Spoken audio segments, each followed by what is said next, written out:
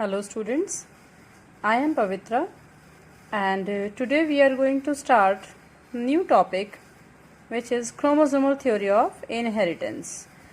And before starting that topic you should know that what were the reasons for non-acceptance of the Mendel's work. As we know that Mendel worked hard for 7 years, but Mendel didn't get any kind of credit for this long and worthful research. But what were the reasons for the non-acceptance of the Mendel work? First of all, we have to discuss that, and then we will proceed to the chromosomal theory of inheritance. So I have summed all the main reasons here as in 3 points. You can see all the 3 points are mentioned here. First point is the non-blending inheritance. As we know that Mendel had given 3 laws, and the very first law was the law of dominance. And according to that law, when we cross any homozygous dominant parent with homozygous recessive, then the trait of homozygous dominant parent will appear in F1 generation. It means, even you can see from here that the example which I have mentioned, when we cross the plant bearing violet flower with the plant bearing white flower, then in F1 generation we will get all the progeny which will show violet flower, and violet flower match with the dominant parent. Fine. So Mendel was not able to explain the blending of the traits, while we have noticed, on the other hand, you can see here, we have noticed in the case of snapdragon plant that when we cross the plant bearing red flower with the plant bearing white flower, then we get something new, which is the plant bearing pink flowers in F1 generation. So here what we are observing, that the blending of the trait took place, but this work was not explained by Mendel. So that's why this was the first main reason for the non-acceptance of the Mendel's work. Now come to the second point. In second point, as we know that the Mendel have done all the conclusions in the form of, Mendel have given all the conclusions in the form of mathematical ratios, but for biologists, they do not believe in the mathematical calculations, and it was very difficult to accept all these mathematical work done in biology. So this work was also ignored.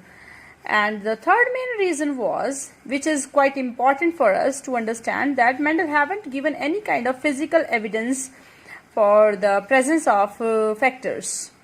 As Mendel have talked all about factors only, Mendel haven't used the term genes and chromosomes. So I have mentioned here the term factor in the bracket.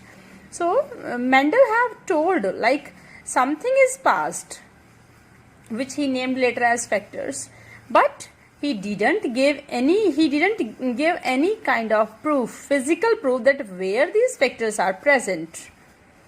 Okay, so these were the 3 reasons that Mendel haven't explained about blending of the trait, and he did all calculation in the form of mathematical ratios, and he haven't given any kind of physical proof for the presence of factors. So because of all these 3 main reasons, the work done by Mendel remained unnoticed for a very long time period. You can see I have made one bar here. This bar line shows that from 1860s to early 1900, the whole work done by Mendel remained unnoticed. So what happened after, or you should say what must have happened in early 1900s, which brought this work into light? So let's come to that first, and then we will proceed to the chromosomal theory of. Students, as you can see from the screen that I have mentioned here the work done by the 2 scientists. First scientist is Walter Sutton, and the second one is Theodore Boveri. And Walter Sutton, who was an American genetist and physician too, this scientist was working on grasshopper, and he told that at the time of gamete formation, what happens with the chromosomes? These chromosomes get segregated, okay, and that these chromosomes, in the chromosomes pair, one chromosome is coming from the male and another one is coming from the female. So means Walter was doing his research on grasshopper for different assumptions, and same way Theodor Boveri, who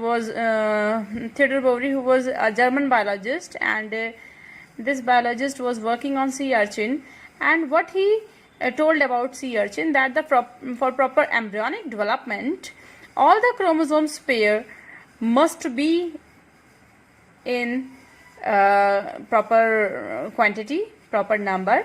Otherwise, if there will be any kind of lacking of the chromosome, or if there are extra chromosomes, then there will be no proper development. Either it will be a kind of normal organism which will affect the survival also.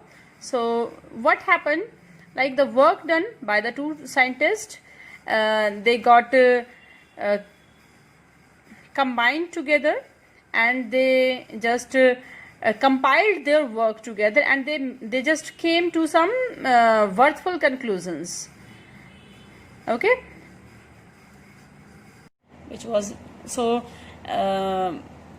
when the work from these two scientists that was compiled together, they made a new theory, that is chromosomal theory of inheritance, which was proposed by Sutton and Boveri in 1902. Fine.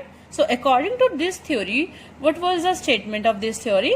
Individual genes are found at specific locations on a particular chromosome. So they have given physical proof, and the pattern of the behavior of chromosomes during meiosis explains us the Mendelian laws as to why and how the genes are inherited. So what they are saying, like all the genes are present at a particular location, and whenever there is gamete formation, so at the time of gamete formation, what happens? Meiosis.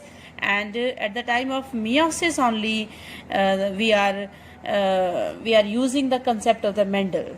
Okay, so this way they have used the concept of Mendel to explain the chromosomal theory of inheritance. So according to this theory, what was the main points of this theory? Like genes are present on the chromosomes, and same way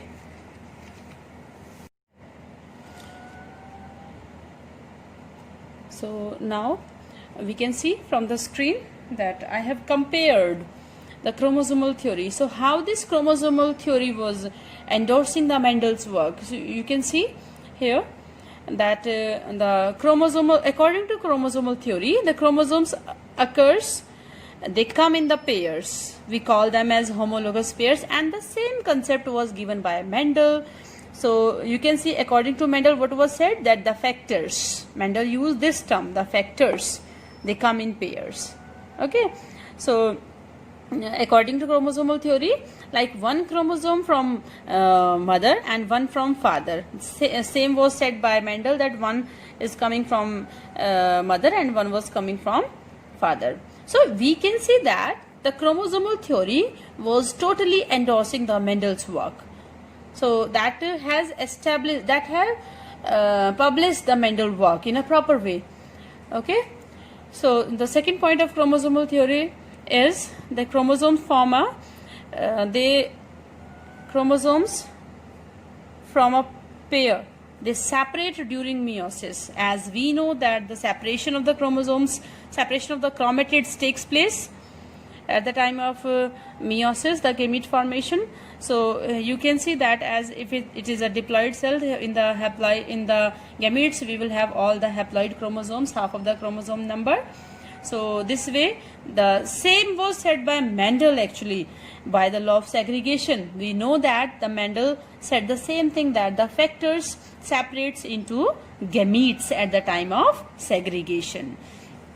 third point of chromosomal theory of inheritance is that the different chromosomes assort independently in the gametes. Different chromosomes assort independently in the gametes. And what was said by the Mendel, that alleles of different genes, they assort independently during the gamete formation. This was the law of independent assortment.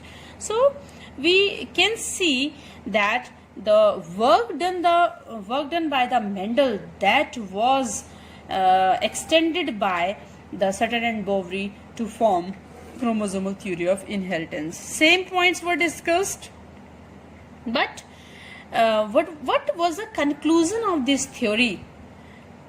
Like Mendel have explained about the factors, or you can say the genes, but Sutton and Boveri explained about the chromosomes. This is the difference, and accordingly we are concluding that the chromosomes, as we know that the behavior of the chromosome and the allele, that is same. So we can say that the alleles or the genes, they are present on the chromosome itself, क्योंकि दोनों का behavior same है. अभी हमने पीछे last screen में पढ़ा था क्योंकि दोनों ही क्रोमोसोमल थ्योरी के पॉइंट्स और मेंडल्स के पॉइंट दोनों सिमिलर थे, बट मेंडल ने एक्सप्लेन किया एलील्स के बारे में, क्रोमोसोमल थ्योरी ने एक्सप्लेन किया क्रोमोसोम्स के बारे में.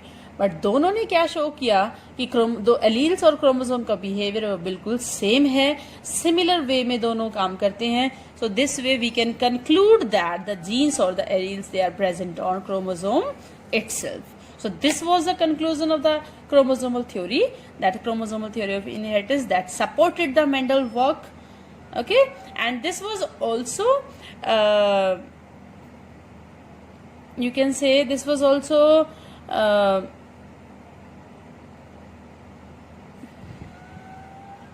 supported by T.H. Morgan. T.H. Morgan was American biologist.